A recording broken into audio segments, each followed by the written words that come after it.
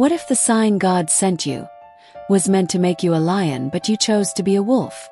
Once upon a time, in a quiet little village, there lived a man who had mastered the art of doing absolutely nothing.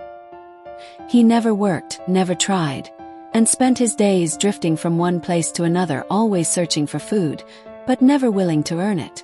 One morning, hunger pushed him further than usual, out into the open countryside. He spotted an apple tree, heavy with ripe fruit, and without a second thought, he reached out to steal.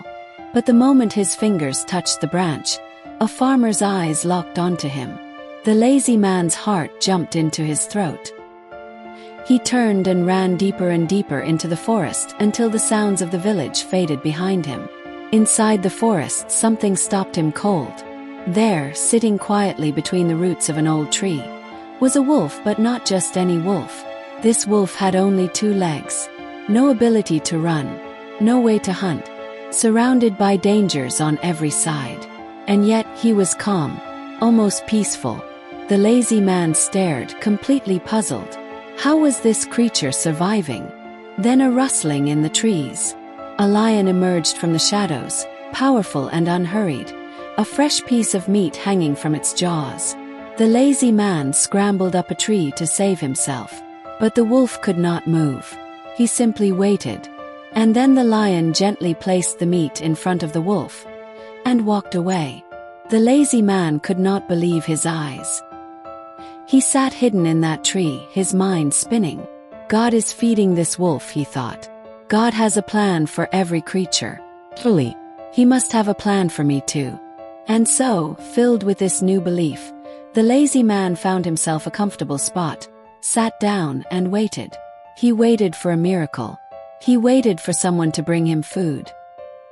He waited with complete faith for 1 day. Then 2, until the hunger became unbearable and his body refused to stay still any longer. Weak and defeated, he dragged himself out of the forest. On the road, he crossed paths with an old sage, a man whose eyes held the kind of quiet wisdom that only years of living can bring. The lazy man poured out his whole story. He told the sage everything: the wolf, the lion, the 2 days of waiting, and then he asked the question that had been burning inside him. Oh, wise one, God showed mercy to that crippled wolf. He sent a lion to feed him.